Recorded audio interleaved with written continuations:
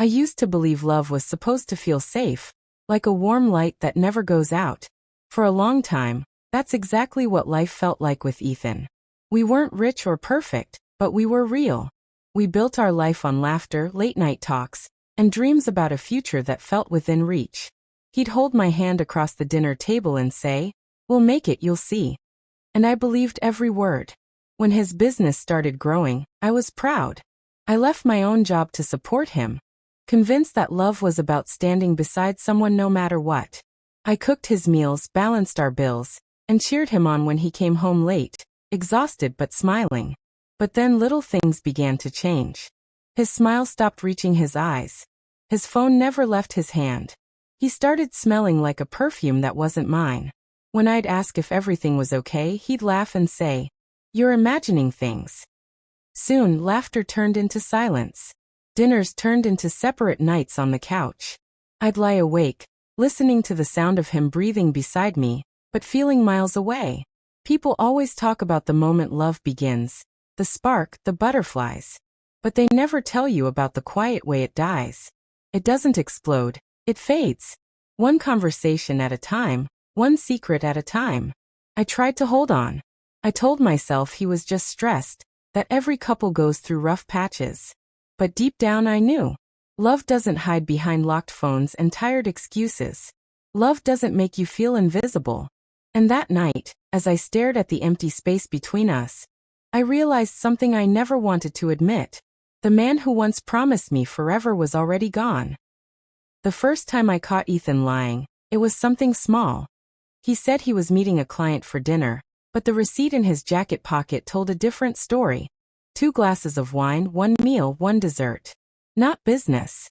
A date.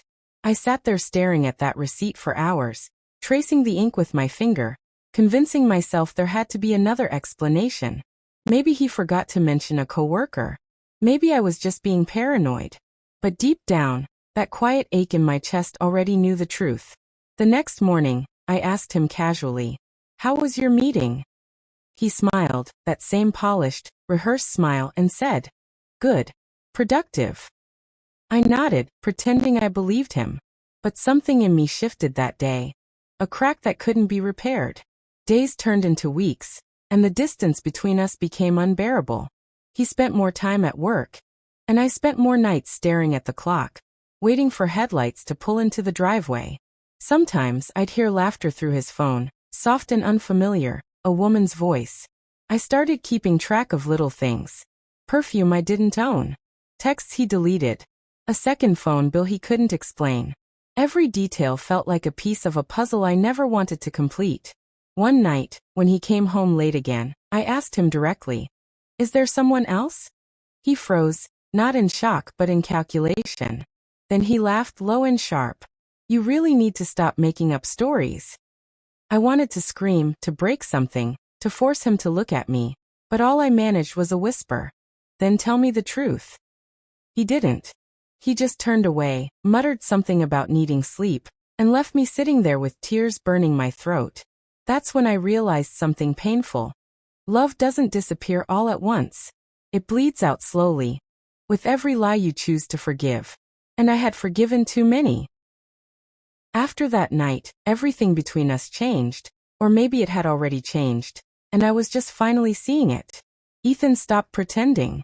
He came home later, stopped asking how my day was, and started sleeping with his back turned to me. The space between us and bed felt like miles. Mornings used to start with coffee and laughter. Now it was just the sound of silence. I'd make breakfast anyway, hoping he'd notice. Hoping he'd remember the woman who once made his world warm. But he didn't. He'd grab his keys, mumble something about work, and leave without looking back. I started walking around the house like a ghost. My reflection in the mirror looked tired, not from age, but from heartbreak. People say betrayal feels like fire, but it doesn't. It feels like ice. It freezes you until you can't even remember what warmth felt like. One evening, while folding laundry, I found a red lipstick stain on one of his shirts, the kind I never wore. I stared at it for a long time, tracing the mark with trembling fingers. There was no denying it anymore. The lies had a color now. I didn't confront him this time. I didn't cry, didn't scream. I just sat there quietly, realizing how much of myself I had lost trying to hold on to a man who had already let go. Love, I learned, doesn't end in one big moment. It ends quietly, in unspoken words, in half-empty cups of coffee, in nights spent waiting for a door that never opens. And as the sun set that evening, I made myself a silent promise. If he could walk away from our love so easily, then maybe it was time I learned to do the same. It's strange how silence can scream louder than words. Ethan and I shared the same house, the same walls, even the same bed. Yet somehow, we lived in different worlds. He'd move through the rooms like I wasn't there, answering my questions with nods or short sighs. The man who once called me his whole world now couldn't even meet my eyes. I started counting the hours he spent away. 6 hours turned to 8. Then 10. Then nights when he didn't come home at all. His excuses were always the same: late meeting, traffic, you wouldn't understand. And I stopped asking because each time I did, his answers hurt more than his absence. One night, I woke up and saw his phone light up on the nightstand. A message appeared from someone named Claire. "Miss you already." My heart didn't race, it sank. I stared at the glowing screen until the light faded, realizing it wasn't a mistake, not this time. It was confirmation. The next morning, he acted as if nothing had happened. He kissed my forehead, called me babe, and left for work like every other day. I smiled back, not because I forgave him, but because I had decided something he didn't know yet. That evening, I packed a small bag and drove to the lake house his parents had left us. It was quiet there, too quiet. I stood by the water, thinking about the girl I used to be, the one who believed in love that never left. Somewhere between his lies and my silence, she had disappeared. But that night, under the soft reflection of the moon, I promised myself she'd return. Not for him, not for revenge, but for me. Because sometimes losing someone isn't the tragedy. The tragedy is losing yourself trying to keep them. The lake house became my refuge, a place untouched by Ethan's lies. The air smelled cleaner there, almost like freedom. For the first few days, I didn't speak to anyone. I didn't answer his calls, didn't check my messages. I just let the silence wrap around me like a blanket, comforting and terrifying all at once. On the third night, I found my old journal buried in a drawer. I hadn't written in it for years. The first page was dated 5 years ago, back when I still believed in happy endings. My handwriting was different then, more confident. I read old entries about how Ethan made me feel safe, how I thought he was the kind of man who would never leave. Each word felt like a cruel joke now. The next morning, I watched the sunrise from the porch with a cup of coffee. The reflection on the lake reminded me that even broken water still catches the light. Maybe I could too. Ethan texted me again. "We need to talk."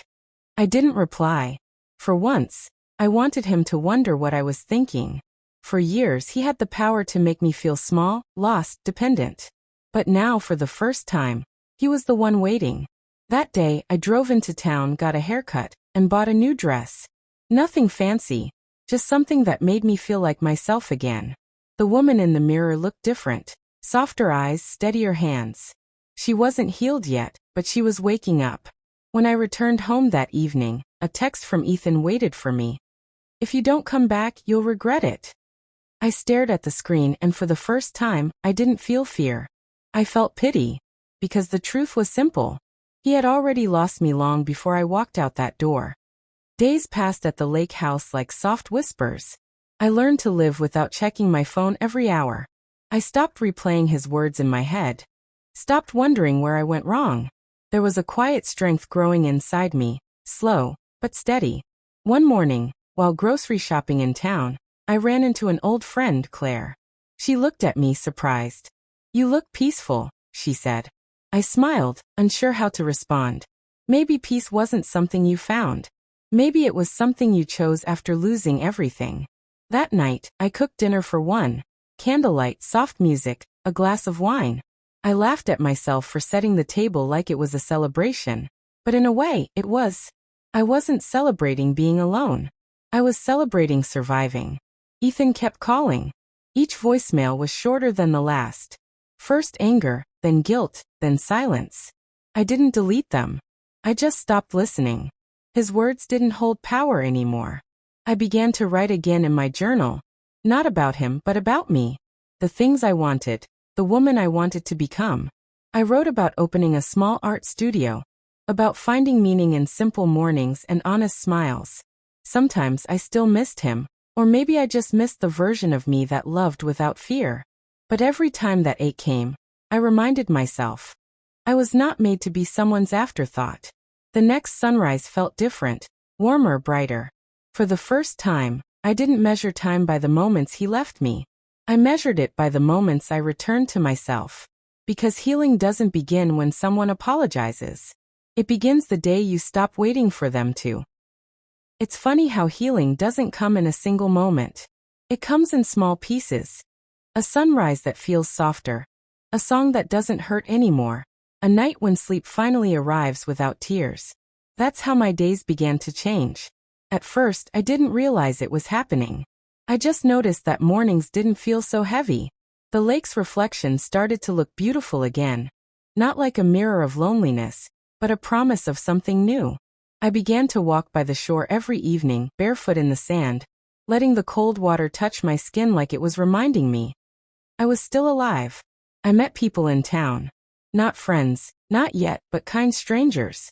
The old lady at the bakery who always slipped an extra muffin in my bag saying, "You look like someone who needs sweetness." The young man who ran the bookstore and remembered my name after just one visit. Small moments, but each one stitched a torn part of me back together. One afternoon, I stood at the pier watching the waves crash, and for the first time, I said it out loud.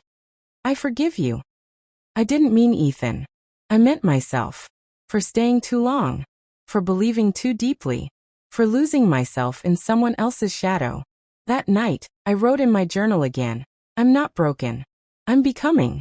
I didn't know where life would take me next, but for the first time, I wasn't afraid of tomorrow. The air felt different. Lighter. Free. And maybe that's the real magic of survival. You stop waiting for someone to save you. Because you finally realize you were capable all along. Life has a strange way of testing your peace just when you start to feel safe again. It had been nearly 3 months since I left everything behind. My days were simple, quiet, almost gentle. I spent mornings painting by the window, afternoons reading in the sun, and evenings watching the lake swallow the last bit of light. Then one afternoon, as I was watering the small garden I had started, my phone buzzed. An unknown number. For a second my heart stilled. I almost didn't answer. But curiosity won. "Hi Emily," the voice said. I froze. It was Ethan. His tone wasn't angry this time. It was soft, careful, like he was speaking to someone fragile. "I heard you're doing better," he said. I wanted to see you. Just once." For a moment I couldn't speak. The old ache tried to rise again, but it wasn't the same anymore. It didn't own me. "I don't think that's a good idea," I said finally. He sighed. "I just want to apologize." The words hung in the air like smoke. Light, temporary, impossible to hold. After I ended the call, I stood in silence, watching the lake shimmer in the fading sun. A year ago, I would have rushed to meet him, hoping for closure, begging for peace. But now I knew. Peace isn't something you ask someone else to give you. It's something you protect, even from the people who broke it. That night, I opened my journal and wrote one line. "The past can knock, but I don't have to open the door." Then I turned off my phone, made myself a cup of tea, and sat on the porch. The stars looked brighter than they had in months. And for the first time I realized, letting go doesn't mean forgetting. It means remembering without hurting anymore. The following weeks passed like gentle rain, calm, cleansing, and almost healing. The silence that once haunted me now felt like a soft friend. I had finally stopped checking my phone, stopped hoping his name would appear on the screen. For the first time, peace wasn't something I was chasing. It was something I had built, brick by brick, through every tear and every breath I chose to take without him. I started volunteering at a local shelter. At first, it was just to fill my days, but soon it became the part of my week I looked forward to the most. The people there, ordinary souls with extraordinary wounds, reminded me that pain isn't something to hide. It's something we all carry differently, but together. One afternoon, While sorting through donated books, a man named Noah walked in. He wasn't striking or loud, just calm. The kind of calm that doesn't demand attention but quietly commands it. We talked about nothing and everything. It felt easy. Too easy. I caught myself laughing, really laughing, for the first time in months. It scared me. The sound of my own happiness. Later that night, I sat on my porch, the stars scattered like secrets, and whispered to myself, "You're allowed to feel this." Because healing isn't just about letting go of pain. It's about giving yourself permission to feel joy again, even when it feels undeserved. Noah began stopping by the shelter more often. We shared stories about books, about life, about the strange beauty of second chances. I didn't see him as a beginning, not yet, but as a reminder that the world hadn't ended with Ethan. It had only changed shape. For the first time, I looked at the reflection in the window and didn't see the woman who had been left behind. I saw someone new. Someone learning that survival isn't the end of the story. It's the start of something even stronger. The next few weeks felt different. Not because life suddenly became perfect, but because I started seeing beauty in the ordinary again. Morning coffee didn't taste like loneliness anymore. It tasted like peace. Noah and I began to talk more, always in those small, quiet moments at the shelter. He had a gentle humor, the kind that didn't need to be loud to make you smile. He'd make jokes about the chaos of donated boxes, or the shelter cat who thought she ran the place. But behind his calm eyes, I sensed something. A story he wasn't ready to tell. One rainy afternoon, the power went out at the shelter. We sat together in the flickering candlelight, sorting through books just to pass the time. "You ever feel like life gives you the same test over and over?" he said softly. "Until you finally learn the lesson?" I looked at him surprised. "Every single day," I whispered. He smiled, a sad kind of smile. "Then maybe we're both getting better at passing." It wasn't love. Not yet. But it was something fragile, something kind. And it scared me, because I had promised myself I'd never let anyone close enough to break me again. That night, I stood by the lake as the rain softened. The reflection of lightning rippled across the water like cracks in glass. I thought of Ethan, of how love had once felt like safety until it turned into a storm. But this time, I wasn't running from it. I was standing still, learning that courage doesn't mean being unafraid. It means letting yourself feel again, even when fear whispers that you shouldn't. Later, I wrote in my journal, maybe trust isn't given. Maybe it's rebuilt, piece by piece, in the quiet spaces between two broken hearts. For the first time in years, I didn't close my heart. I just left the door slightly open. The rain had returned, steady and rhythmic, as if the world itself wanted to listen. The shelter was quiet that afternoon. Only the hum of the refrigerator and the distant bark of a dog filled the air. Noah was different. I could feel it before he even spoke. That quiet heaviness that comes before a storm of truth. We were stacking boxes when his hand froze mid-air. "You ever get tired of pretending you're okay?" he asked. His tone was calm, but something in it trembled. I set my box down slowly. "Every single day," I said. He smiled faintly, the kind of smile that hides more pain than it shows. "Then I guess it's time I stopped pretending too." We stepped outside under the awning as rain began to fall, soft and cold. "I used to be married," he said quietly. "Her name was Claire." He hesitated, swallowing hard. 2 years ago, we were driving home after an argument, something stupid. Words you can't take back. Then headlights. Metal. Silence. When I woke up, she was gone. His voice cracked, but he didn't cry. I walked away with a broken arm. She never opened her eyes again. And every day since, I've wondered why I survived. The world seemed to pause. Even the rain sounded different. "Noah," I whispered, but he shook his head. "Please, don't say you're sorry. I don't want pity. I just needed someone to know. Because when I'm around you, I feel something again. And that terrifies me." His confession settled in my chest like a heartbeat that wasn't mine. I reached for his hand. Not to comfort, not to fix, just to let him know he wasn't alone in his brokenness. That night, I sat awake, listening to the sound of rain tapping my window like memories trying to get in. I thought about how pain doesn't disappear, it transforms. And maybe that's what healing really is. Maybe we don't meet people to fill the spaces others left empty. Maybe we meet them to learn that some spaces were meant to be ours alone. The sun dipped low over the hills as Emily stood on Noah's porch, holding a cup of coffee between her cold hands. She hadn't meant to visit that evening, but silence had filled her apartment like water in a sinking ship. She needed air. She needed a voice that didn't echo her own thoughts. Noah opened the door before she could knock. "I thought you might come," he said softly, stepping aside. Inside, the house smelled faintly of old wood and candle wax. It was the kind of smell that belonged to memories, not people. They sat outside on the porch. The wind whispered through the trees, carrying the faint scent of rain. For a while neither spoke. Then Noah said, "Some nights I still dream she's here." His tone was so quiet, Emily almost missed it. She turned to him, watching his fingers trace the rim of his mug. "I don't think grief ever leaves," she said. "It just learns to sit quietly beside you."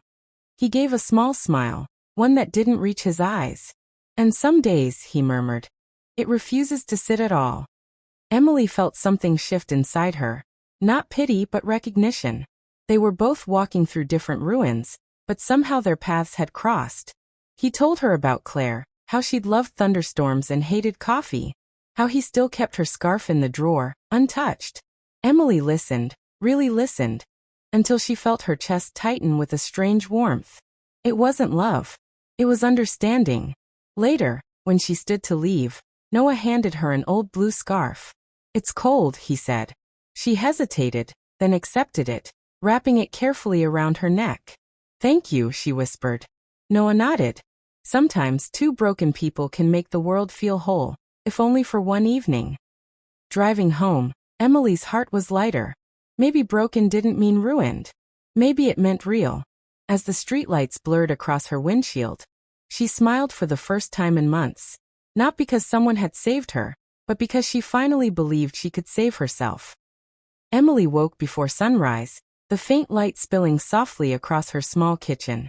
For the first time in months, her chest didn't ache the same way. She brewed coffee, opened the window, and breathed in the cool air. The blue scarf Noah had given her still hung over the chair. She brushed her fingers against it, smiling faintly. Peace felt unfamiliar, quiet, fragile, like the first breath after drowning. For a moment, she believed she could start again. Then her phone buzzed. A number she didn't recognize flashed on the screen. She almost ignored it, but something made her answer. "Emily." The voice was low, hesitant. She froze. "Who is this?" "It's Ethan." The world stopped. That name pulled her back to a past she tried to bury. Her grip tightened on the counter. "What do you want?" "I heard about your mom," he said quietly. "I just wanted to say I'm sorry." Her heart pounded. "You don't get to say that. Not after everything." "I know," he whispered. "I just needed to hear your voice." Silence. She could hear his shallow breathing, the same rhythm she once knew. She wanted to hang up but couldn't move. "Don't call me again," she managed, voice shaking. "I still think about that night," he said softly. "About what I said." Her stomach twisted. "Ethan, stop." "I can't," he replied. And then the line went dead. Emily stood frozen, the phone still pressed to her ear. The peace she'd felt that morning shattered into 100 pieces. She sat slowly, hands trembling. Noah's scarf brushed her wrist, soft, steady grounding. She stared at it through blurred eyes and whispered, "Not again. I won't break again." But deep down, she knew this wasn't the end. It was the beginning of something she wasn't ready to face. Emily didn't sleep that night. The silence of her apartment pressed against her like a heavy blanket. Every time she closed her eyes, Ethan's voice echoed in her head, "I still think about that night." She stared at the ceiling, the glow from the streetlights painting soft patterns on the wall. She wanted to scream, to erase his voice, but instead, she whispered to herself, "He doesn't matter anymore." Over and over, until the words lost their meaning. By morning, her eyes were swollen. She tied her hair, washed her face, and forced herself to make breakfast. The world outside looked calm. People jogging, dogs barking, the smell of coffee drifting through open windows. Life was moving on. But she wasn't. At noon, she went out, walking aimlessly through the park. The air was crisp, the sky impossibly blue. A child laughed somewhere behind her. A sound so pure it made her chest ache. She sat on a bench, trying to steady her thoughts. Her phone buzzed again. Unknown number. She froze. Then hesitantly she opened the message. Please. Just one conversation. I need to explain. Ethan. Her hands shook. She could delete it. Block him. Pretend it never happened. But curiosity, that cruel familiar ache, refused to let go. She typed a single word. Why? Then deleted it before sending. Instead, she turned off her phone and closed her eyes, whispering, not this time. But deep down, she knew it wasn't over. The past doesn't knock once. It keeps coming back until you face it. When she finally stood to leave, the sun was dipping low, and her reflection in a nearby window caught her off guard. She didn't look like the same woman anymore. She looked like someone preparing for a battle she didn't want but couldn't avoid. The cafe was half empty, filled with the low hum of conversations and the soft clinking of coffee cups. Emily sat near the window, her fingers nervously tracing the rim of her cup. It had been years since she'd seen Ethan in person, but the moment he walked in, time folded. He looked older, not just in years but in the heaviness behind his eyes. His hair was slightly grayer, his expression cautious. When his gaze met hers, both froze, the kind of silence that carried too many unsaid words. He approached slowly, setting his jacket on the chair before sitting down across from her. You look the same, he said, his voice rough with emotion. Emily gave a small smile. You don't. It wasn't meant to be cruel. It was simply true. The man who once stood beside her with dreams in his eyes was now a stranger wrapped in regret. For a moment, neither spoke. The air between them was thick, fragile. Finally, Ethan leaned forward. I heard about what happened with your inheritance, your family. I wanted to say I'm sorry. Emily looked out the window, the rain beginning to streak the glass. Sorry doesn't fix what was broken, Ethan. You left when things got hard. You chose silence when I needed you most. He swallowed hard, guilt flickering across his face. I thought you didn't want me around. You stopped answering and I stopped answering because I was drowning, she interrupted, her voice trembling but steady. And instead of reaching for me, you watched me sink. Ethan's eyes glistened. I never stopped caring. Emily met his gaze finally, her tone soft but resolute. Maybe, but caring isn't enough when you never show up. She stood up slowly, slipping her coat on. Take care, Ethan. As she walked out into the rain, Ethan remained frozen in his seat, realizing that sometimes closure didn't come from forgiveness. It came from finally walking away. The rain had stopped by the time Emily reached home, but her heart still carried its weight. She hung her coat on the rack and stood in silence, the ticking clock filling the room like a metronome of her thoughts. Every part of her wanted to collapse, to give in to the ache of old wounds reopening, but she didn't. Not this time. She walked to the mirror near her living room window and looked at her reflection. Her face was tired, yes, but her eyes, those were different. They no longer looked for someone else's approval. For the first time in years, they held quiet certainty. Ethan's words still echoed in her head, but instead of breaking her, they clarified something. She didn't need closure from him. She already had it the moment she walked away. Emily brewed herself tea and sat by the window. The city lights shimmered across the wet streets, reflections dancing on the pavement.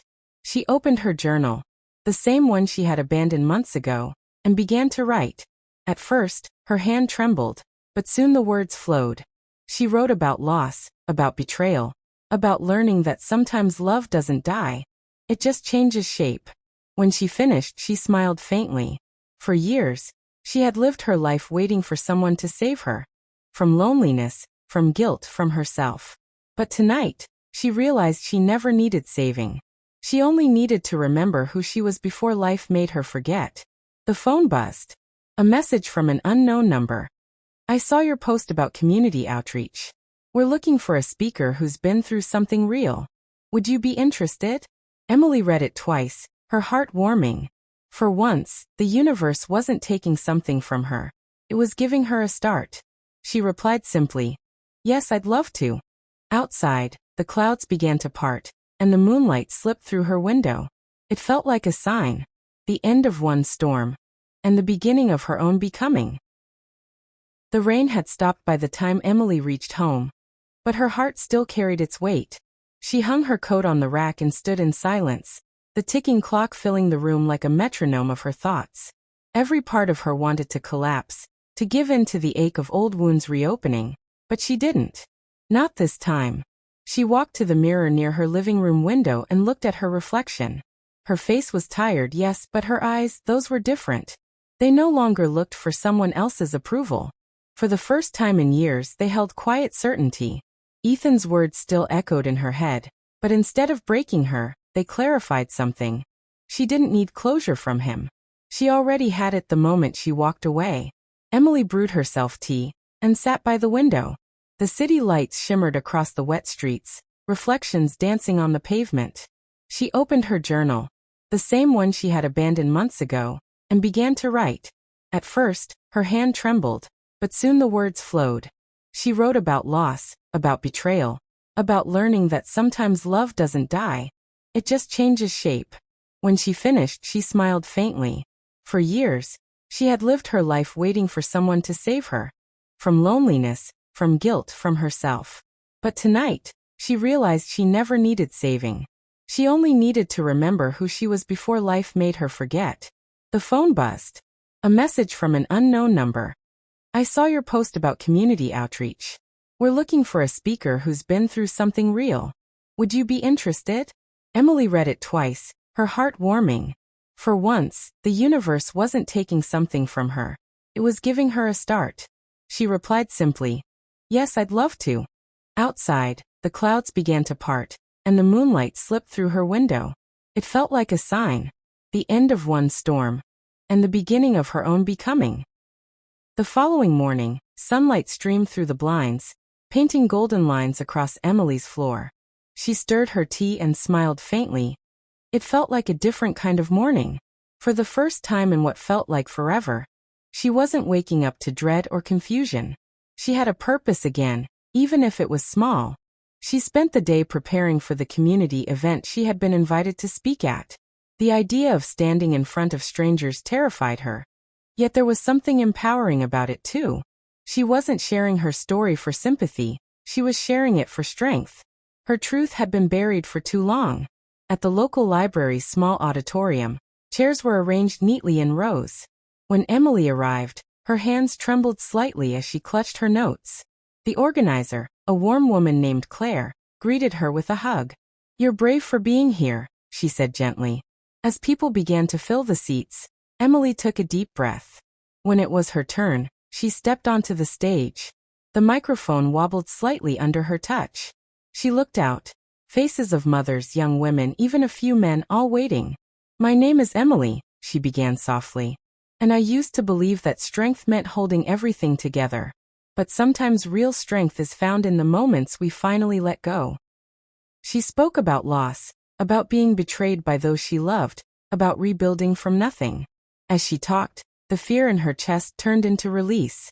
For the first time, her pain wasn't a burden. It was a bridge. When she finished, the room was quiet for a heartbeat before applause rose like a wave. A woman in the front row wiped her eyes. Claire whispered, "You touched them." Emily smiled, a genuine, unguarded smile. Maybe her story wasn't meant to break her after all. Maybe it was meant to light the way for someone else. 2 days after the community talk, Emily's phone wouldn't stop buzzing. Claire had recorded a short clip of her speech and shared it on the library's social media page. Overnight, it spread like wildfire. People commented things like, "Her words hit home," and "I needed this today." Emily stared at her screen, overwhelmed. Hundreds of strangers were sharing pieces of her story. The story she once hid in shame. For years, her silence had felt like armor. Now, her honesty was what gave her strength. By the end of the week, a local radio host reached out. "Your story's powerful, Emily," he said over the phone. "Would you be open to talking about it on air? You could inspire so many." She hesitated. The idea of her voice echoing through the airwaves terrified her. But deep down, she knew this was another step forward, another chance to turn her pain into purpose. "Yes," she replied softly. "I'll do it." When the interview aired, people across the city listened. Messages poured in. Women who had been through heartbreak, parents who had lost themselves while caring for others, even young men struggling with guilt and failure. They all said the same thing. Thank you for saying what we couldn't. But not all messages were kind. Some mocked her for oversharing. A few accused her of playing the victim. For a moment, Emily's old fear tried to creep back in, that maybe she should have stayed quiet. But then she remembered the faces in the audience, the woman who cried, the ones who needed her words. She closed her phone, exhaled slowly and whispered to herself, "No, this time I won't disappear." The world was finally listening. And for once, she was ready to speak. A week after the radio interview, Emily was sipping coffee at her favorite cafe when her phone rang. The name flashing on the screen made her heart skip. Daniel. The man she had once loved. The man who had broken her heart when she needed him most. She stared at the name for a long time before finally answering. "Emily." His voice came, softer than she remembered. "I heard your interview. You sounded different. Strong." For a moment, she didn't know what to say. The years had carved distance between them, but hearing his voice pulled old memories to the surface. The laughter, the nights filled with promises they never kept. "People change," she said quietly. "Sometimes pain is the only thing that forces them to." He sighed. "I was a coward back then. I didn't know how to be there for you. But hearing you talk, it reminded me why I fell for you." Her chest tightened. Once, those words would have melted her. Now they felt like echoes from another life.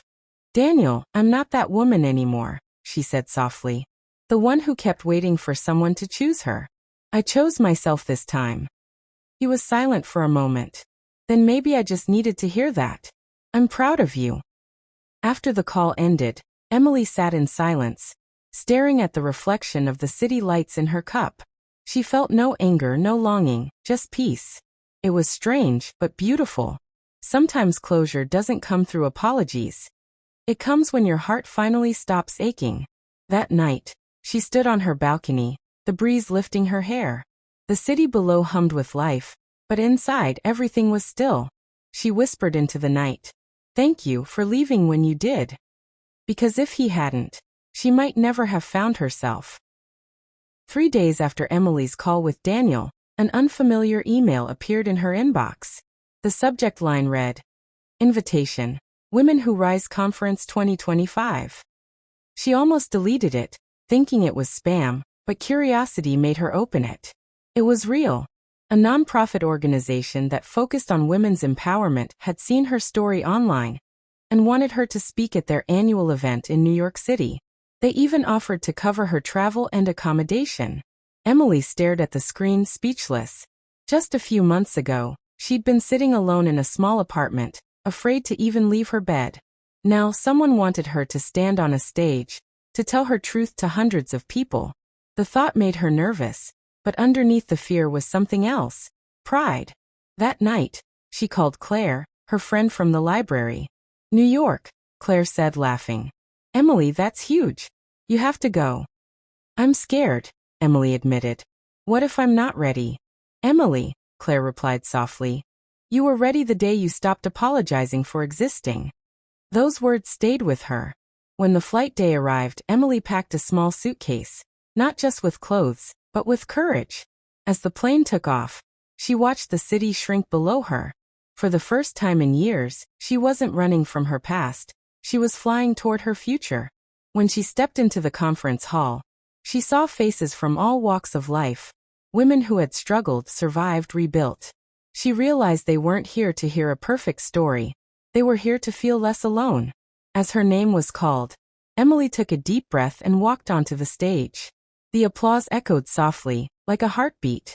She smiled. "Once, I thought my story ended when everything fell apart," she began. "But maybe, that's exactly where it began." Emily woke before sunrise, her heart strangely calm. The world outside her window was painted in soft gold. And for once, the silence didn't feel empty. She brewed coffee and sat by the window, staring at the horizon. It had been weeks since she'd spoken to anyone from her family, but she no longer felt the ache she used to. She was beginning to understand something powerful. Peace doesn't always come from forgiveness. Sometimes it's born from distance. That morning, she opened the folder Daniel had left her before he moved away. It contained the documents confirming her ownership of everything. The house, the small business her grandparents once ran, and the last message he'd written. Don't look back. Build your life forward. She traced the ink with her fingertips, tears welling in her eyes. It wasn't romantic love that tied them. It was understanding, quiet and deep, born of shared pain. Emily decided it was time to rebuild. She spent the next few days visiting the old store downtown. The dust was thick, but the place still smelled faintly of cedar and cinnamon. It used to be her grandparents' pride. Now it would become hers. She envisioned a cozy little bookstore cafe, where people could sit with stories that healed broken hearts, just like hers had been healed through words. When the renovation began, she found herself smiling again. Her hands ached, her feet hurt, but her heart felt alive. She was no longer waiting for anyone to save her. Not Daniel, not her parents, not fate. Every brick, every brushstroke whispered a truth she had long forgotten. She was enough. As the sign went up over the door, New Chapter Cafe, Emily realized she wasn't closing a story. She was beginning one. Weeks passed, and New Chapter Cafe slowly began to take shape. The smell of fresh paint mixed with roasted coffee beans filled the air. Emily spent her mornings arranging shelves, her afternoons serving curious locals, and her nights sitting near the window, writing small notes of gratitude to herself. Reminders that she had survived everything that once tried to break her. One rainy evening, while she was closing the register, a familiar voice came from the door. "You finally did it," the man said softly. Emily turned, her heart skipping. It was Daniel, older, calmer, and carrying that same gentle smile. For a moment, time folded back. She wanted to be angry, to ask why he left without saying goodbye. But all she managed was, "You came." He nodded. "I told you I would, when you were ready." They sat across from each other at the corner table, the one she had reserved for herself. He told her about his travels, about how he'd been searching for peace after losing his sister, and how he'd found inspiration in the strength of her letters. "You taught me how to start over," he said quietly. Emily felt her eyes sting. She hadn't realized how much she'd missed being seen. Not pitted, not fixed, just seen. "I guess we both needed time," she whispered. The rain outside grew heavier, tapping gently against the window like applause. Daniel reached into his coat pocket and handed her an envelope. "For the cafe," he said. Inside was a check, enough to cover the rest of her renovations. "Consider it an investment in both of us." For the first time in years, Emily didn't feel small. She smiled, not because of the money but because someone believed in her again. And this time she believed too. The cafe's grand opening arrived on a crisp Saturday morning. A soft breeze carried the scent of baked pastries and freshly brewed coffee out onto the quiet street. Emily stood behind the counter, her hands trembling slightly, not from fear, but from disbelief. Months ago, she had been lost and forgotten. Now, she was about to open the doors to something she had built entirely on her own. The first few customers trickled in. Locals, curious passers-by, and even an old neighbor who used to watch her grandparents shop. They smiled warmly, congratulating her, telling her how beautiful everything looked. Emily thanked them, her heart swelling with pride. Each compliment felt like a small patch repairing the holes left in her by the people who once tore her apart. By noon, the cafe was full. Laughter mixed with the sound of steaming milk and clinking cups. A young couple sat by the window, whispering softly over a shared pastry. A group of college students worked quietly on laptops. Every face reminded Emily of a story, and in some strange way, she felt connected to all of them. Daniel showed up later, quietly taking a seat in the corner. He didn't interrupt or demand attention. He just watched her work, a small smile playing on his lips, proud, patient, content. When their eyes met, she didn't need words. Everything they had gone through had led to this. Not a perfect ending, but a peaceful one. That night, after everyone left, Emily turned off the lights, leaving only the soft glow of the sign outside. She looked at her reflection in the window, a woman who had lost everything, but found herself. And in a quiet whisper she said, "Thank you, life." I get it now. A few weeks later, the cafe had already become a small cornerstone of the neighborhood. People didn't just come for coffee anymore. They came for comfort, for the warmth Emily unknowingly spread through her gentle words and quiet smile. There was something magnetic about her calm presence. She had lived through storms, and it showed in her eyes, steady, deep, forgiving. One afternoon, a woman walked in, her face familiar, her expression hesitant. Emily froze for a moment, before realizing who it was. It was her mother. They hadn't spoken in over a year. The same woman who had once turned away when Emily needed her most was now standing in front of her, older, softer, carrying an air of regret. "Hi, Emily," she whispered. "I heard you open this place. It's beautiful." Emily took a breath, unsure how to respond. 100 emotions flashed inside her. Anger, pain, but also relief. "Thank you," she said quietly, motioning to a table. Her mother sat down, looking around as if seeing her daughter for the first time. "I made mistakes," she began, voice trembling. "I thought I was protecting you. But I was just afraid. I didn't want you to end up like me." Emily didn't say anything at first. Instead, she poured her mother a cup of coffee, the same way her grandmother used to. "It's okay," she finally said. "We both learned the hard way." They sat in silence, 2 generations healing over shared coffee and broken memories. Outside, the evening sun painted the cafe windows gold. Emily realized that forgiveness wasn't about forgetting, it was about choosing peace over pain. That night, when she closed the cafe, she added one more note to her gratitude jar. For second chances, and the courage to give them. Months passed, and life slowly found its rhythm again. The cafe became more than just a business. It was a symbol of everything Emily had survived. Each cup she poured carried the quiet strength of her journey, and every smile she received reminded her that even the deepest pain can bloom into something beautiful. One rainy evening, as thunder rolled softly outside, Emily stood at the counter alone. The lights were dim, and soft music filled the room. She looked around. Every corner held a memory. Her first customer, her mother's return, Daniel's quiet support. It all felt like a lifetime ago, yet it was all part of who she had become.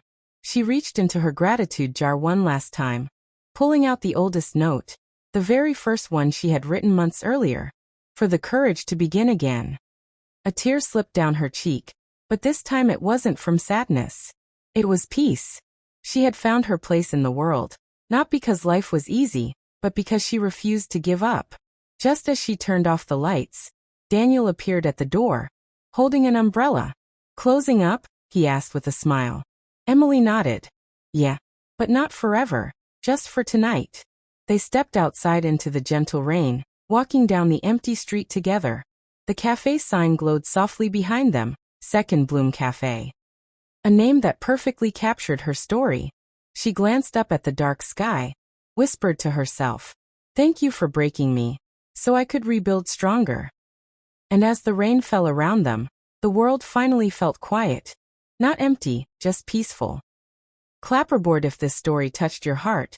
Don't forget to like, share, and subscribe. Because sometimes all it takes is one moment, one story, to remind us that healing begins where hope refuses to die. Red Heart.